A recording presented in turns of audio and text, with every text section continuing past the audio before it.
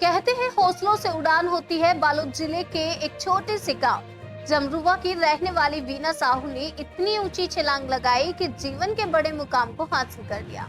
और अब वो मिलिट्री अस्पताल अंबाला में मिलिट्री नर्सिंग ऑफिसर के रूप में लेफ्टिनेंट के पद पर कार्य कर देश के जवानों और उनके परिवार वालों को स्वास्थ्य सुविधा देती है।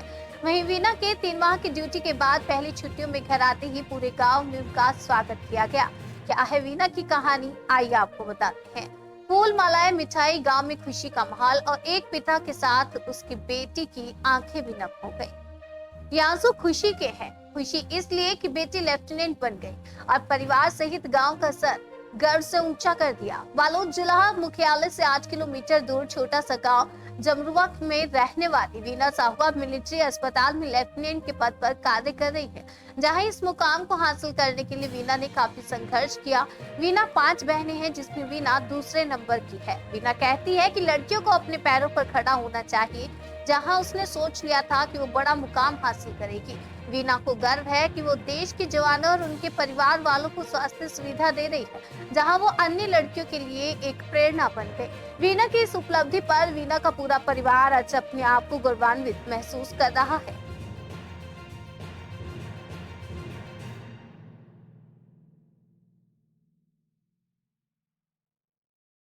स्टडी को लेकर मैंने तो अपनी स्टडी जो सरस्वती शिशु मंदिर से की है। तो जैसे कि हम लोग जॉइंट फैमिली में रहते हैं, तो वहाँ पे अब हर एक इंडिविजुअल की जो पूर्ति है वो करना बहुत मुश्किल होता है। As a middle class family तो और ज़्यादा दिक्कत होती है कि हर एक जो स्टडी में जितने खर्चे होते हैं, और ऊपर से अब अगर हायर स्टडी के लिए जाते हो, जैसे कि स्कूलिंग तो जैसे तैसे हो भी जाती है, जैसे ही आप हायर स्टडीज़ के लिए जाते हो, कॉलेज जाते हो, तो वहाँ पे बेसिक जो चीज़ें होती है वो आपको बहुत ही जैसे कि लोग वहाँ पे आपको अलग अलग टाइप के लोग मिलेंगे कि आपको वो थोड़े अच्छे फैमिली से रहेंगे, वो कैसे मैनेज कर रहे हैं, लेकिन आपको अपने हिसाब से करना रहता है। हर चीज़ मैनेज करनी होती है, आपकी स्टडी मैनेज करनी होती है कि आपको ऐसा स्टडी करो, ऐसा आप प्लान करो कि आपके घर पे भी ज़्यादा लोड ना पड़े और आप अपना जो गोल है वो अचीव कर सकें।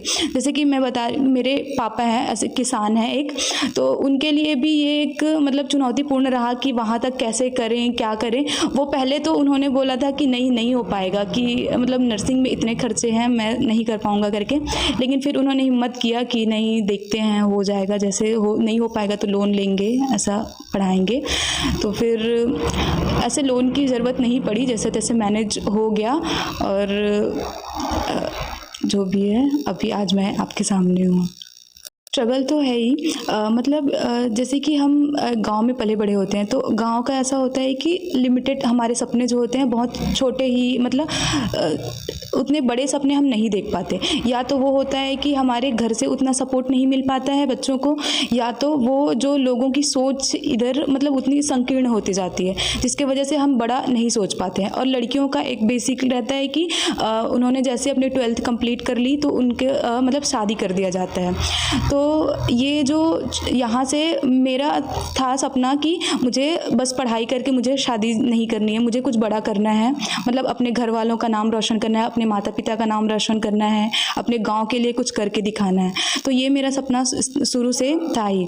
और मैंने अपनी जो पढ़ाई से ही मतलब पढ़ाई जब स्टूडेंट थी उसी टाइम से था कि मेरा गोल ऐसा क्लियर था कि मुझे अपना कुछ ऐसा करना है जिससे मेरा नाम तो रोशन हो ही, लेकिन उसके साथ साथ मेरे गांव, मेरे जो छत्तीसगढ़ है, हमारा राज्य, देश, उसका नाम मैं रोशन करूं। और ऐसा हुआ भी।